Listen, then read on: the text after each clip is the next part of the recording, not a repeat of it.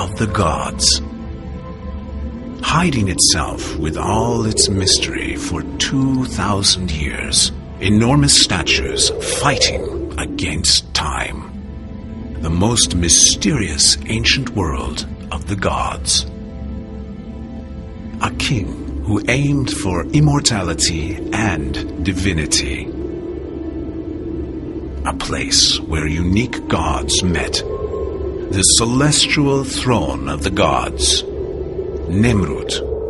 The history of Adıyaman extends back 40,000 years from the time of Christ. It became home to many civilizations: the Hittites, the Hurrians, the Phrygians, Assyrians, Persians, Macedonians, and the Commagene. The Commagene succeeded in displaying their kingdom for 230 years at a time of great power rivalry and vicious wars. Thanks to King Antiochus, who became immortal and wrote his name in history. With his ego and intelligence, Antiochus aimed to be immortal and divine. He was of Persian and Macedonian descent. The kingdom of the Commagene was also located in an important location, a passage for the Persians to the west and east for the Romans. He had to protect his land, and so, by marrying his daughter Laodica off to the Persian prince Orodes II, he became allies with Persia. In this way, he had the power to stand up against Rome. He rose to fame by defeating Rome, the king of a small country, against the superpower of the time. King Antiochus, who succeeded in maintaining his status and land, had only one goal left: to become immortal. He had to do something that would assure that he would not be forgotten, and that for centuries thereafter his name and power would be talked about. He had to do something, but his main fear was that his dream would not be permanent.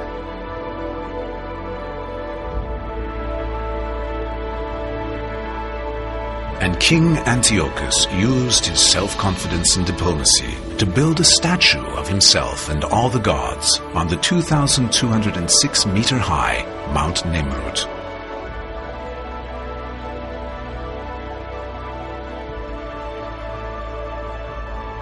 He chose Nemrut because Nemrut was the peak of the area, and it was the best place to watch the sunrise as well as the sunset.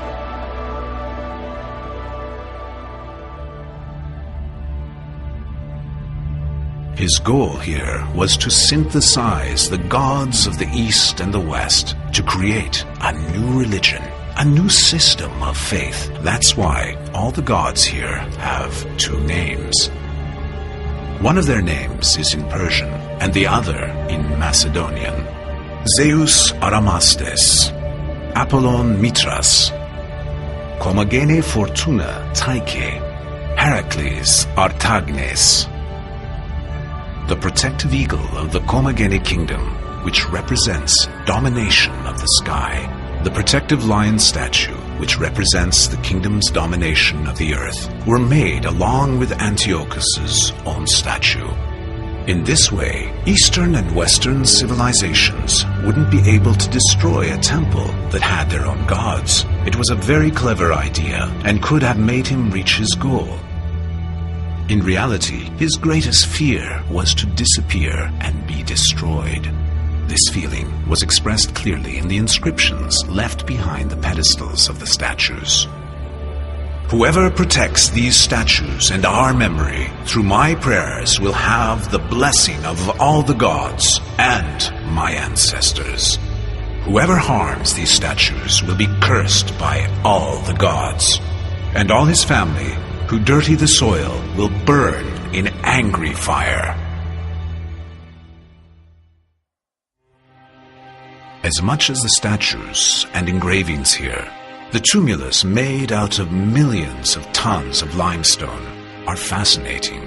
It was in the middle of the eastern and western terrace, and it prevailed over all the land. 140 meters in diameter and 55 meters tall, it is the highest tumulus in the world. The same statues that are on the western terrace, where the sunrise is watched best, are also featured on the eastern terrace, where the sunset is best watched. Behind the thrones is King Antiochus' 223-line will. It is nomos, one of the most important findings in Nemrut, which is the lion horoscope. The lion horoscope is the world's oldest horoscope. The date of July 7th, 62 BC is read on the engravings of the moon and stars. This date corresponds to the date in which King Antiochus first came onto his throne. To the north and south of the terrace, there are engravings of the Commagene Kingdom's Persian kings.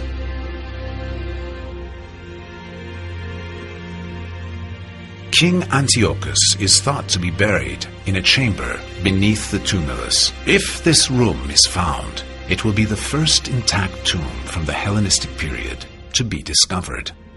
But to this day, no one has been able to find it.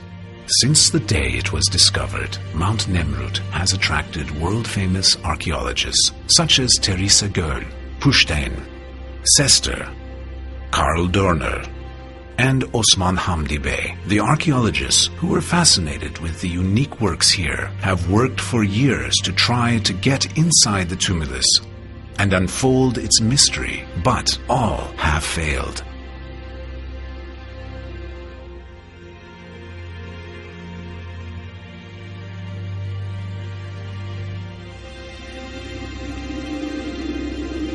Theresa Göhl was so amazed by Nemrut that in her will she asked for her ashes to be spread across Mount Nemrut.